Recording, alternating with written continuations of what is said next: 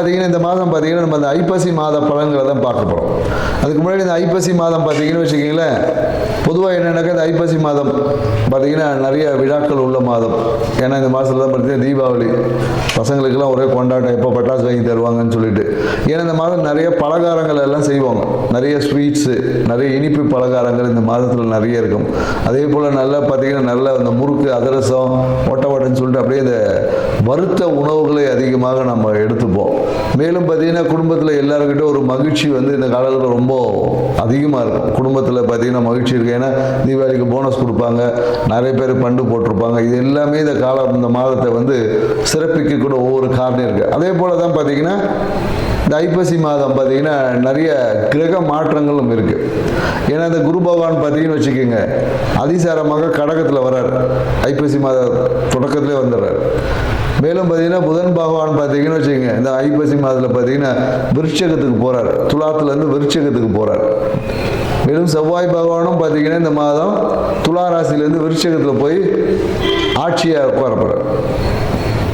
மேலும் பார்த்தீங்கன்னு வச்சுக்கோங்க, சுக்கிர பகவானோட பயிற்சியும் இருக்குது. ஏன்னா சுக்கிர பகவான் பார்த்தீங்கன்னா நவம்பர் 2ஆம் தேதி பார்த்தீங்கன்னா கன்னியிலேருந்து துலாத்துக்கு வர்றாரு ஆட்சியாக. ஸோ மேலும் பார்த்தீங்கன்னா சூரிய பகவான் பார்த்தீங்கன்னா ஐப்பசி மாதம் எப்போதும் துலா ராசியில் இருப்பார். ஏன்னா துலா ராசியில் பார்த்தீங்கன்னா சூரிய பகவான் நீசம். ஸோ இப்படி இவ்வளோ கிரக மாற்றங்கள் இந்த மாதத்தில் இருக்கிறதுனால நிறைய விஷயங்கள் இந்த மாதத்தில் நடக்க போகுதுன்னு சொல்லலாம். எல்லா ராசிக்காரர்களுக்கும் ஏதோ ஒரு விதத்தில் ஆரம்ப கட்டங்களில் நிறைய நற்பலன்களில் மாத பாதிக்கு அப்புறமா சில நற்பலன்கள் குறையவும் வாய்ப்பு இருக்குது. சில ராசிக்காரர்கள் பார்த்தீங்கன்னா ஆரம்ப கட்டத்தில் நற்பலன்கள் கொஞ்சம் கம்மியாக இருக்கும். ஒரு மாத நடுவில் அப்புறமா பார்த்தீங்கன்னு வச்சுக்கோங்க, பாதிக்கு மேலே பார்த்தீங்கன்னா நற்பலன்கள் அதிகமாக கிடைக்கக்கூடிய வாய்ப்புகள் எல்லாமே இருக்குது. பொதுவாக இந்த தீபாவளிக்கு பார்த்தீங்கன்னா நம்ம யம தீபம் ஏற்றுவோம். ஏன் இந்த யம தீபம் ஏற்றணும் அப்படின்றதுக்கெல்லாம் நிறைய விளக்கங்கள் இருக்குது. ஏன்னா யம தீபம் ஏற்றி இந்த மாதத்தில் பார்த்தீங்கன்னா காலையில் தீபாவளிக்கு காலையில் சுட சுட மட்டன் சாப்பிட்றது, நல்லா காலையில் கறி சாப்பிட்றது, மேலும் கங்காஸ்தானங்கள் காலையில் விடிய காலையில் கங்காஸ்தானம் செய்வோம். ஸோ இந்த மாதிரி நிறைய நிகழ்வு எல்லாமே இந்த மாதத்தில் இருக்கும்.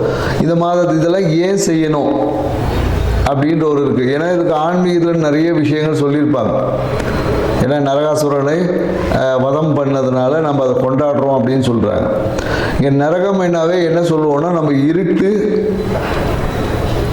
குளிர்ச்சி, இது ரெண்டு தான் நரகம்.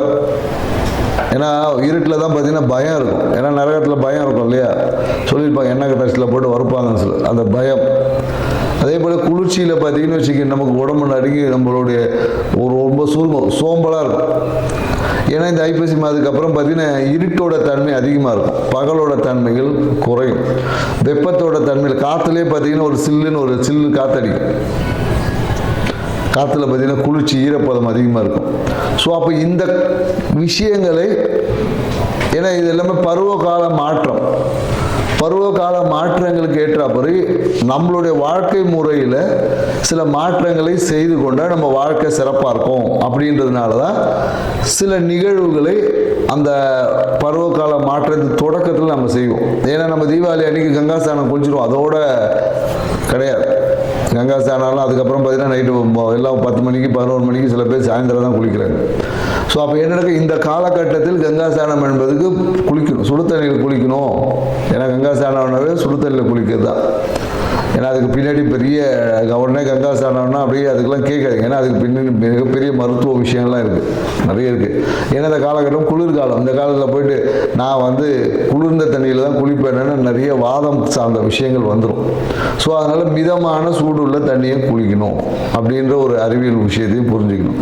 மேலும் இந்த காலகட்டத்தில் என்னென்னாக்கா வறண்ட உணவுகள், அதாவது இந்த காலத்தில் போயிட்டு நான் பழம் சாப்பிட்டாலும் சளி பிடிச்சிடும், ஃப்ரூட்ஸ்லாம் அதிகமாக இந்த காலகட்டம் எடுக்கக்கூடாது.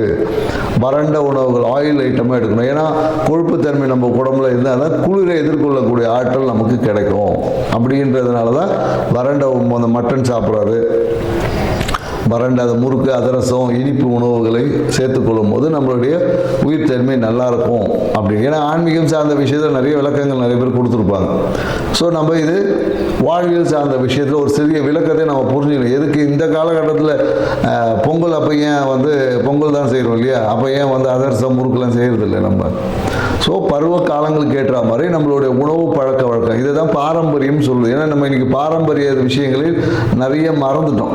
தீபாவளி வந்தால் ஒரு சினிமா பார்க்குறதோட முடிஞ்சு போச்சு. போய் புது படம் பார்த்துட்டு 4 பட்டாசு வெடிச்சுட்டு கவர்மெண்ட் கவுந்தடிச்சு படுத்துக்க வேண்டியதாக இருக்குது. ஸோ இது வாழ்க்கையில் நம்ம முன்னோர்கள் நமக்கு கொடுத்த வரக்கூடிய காலங்களை எதிர்கொள்ளக்கூடிய ஆற்றல் நம்ம ப்ரிப்பரேஷன். ஏன்னா மார்கழி மாதம் குளிர் தாங்க முடியாது.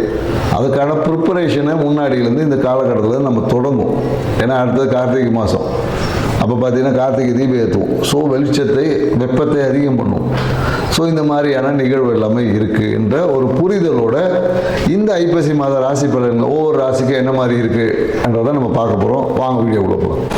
ரோகிணி நட்சத்திரக்காரங்கள் பார்த்தீங்கன்னா எப்போதும் இவங்களை அடுத்தவர்களை வழி நடத்துவது, அடுத்தவங்களுக்கு ஆலோசனை கொடுப்பது, இதில் இவங்களுக்கு அதிகமான நாட்டம் இருக்கும்.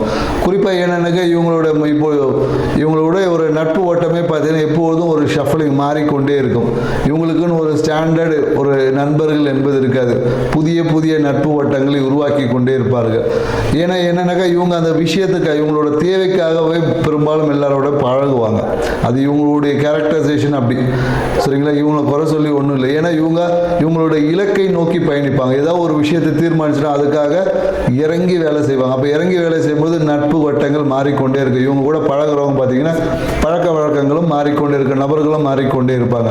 இவங்க வாழ்க்கையில் இந்த மாதம் பார்த்தீங்கன்னா மிகுந்த சிறப்பான மாதமாக இருக்கும். மேலும் ஏதோ ஒரு விதத்தில் ஒரு சிறிய கடனும் ஏற்படும். புரியுங்களா? குறிப்பாக என்னென்னாக்கா தொழில் சார்ந்த விஷயம், குறிப்பாக என்னென்னாக்கா இந்த பியூட்டி பார்லர் இந்த மாதிரி துறையில் இருக்கிறவங்களுக்கு பார்த்தீங்கன்னா இந்த காலகட்டத்தில் ஒரு சிறிய கடன் வாங்கக்கூடிய வாய்ப்புகள் இருக்குது. இல்லை நிறைய பேர் பார்த்தீங்கன்னா இந்த காலம் ஒரு பியூட்டி சார்ந்த விஷயம் இந்த மாதிரியான துறைகளில் ஈடுபடுவாங்க.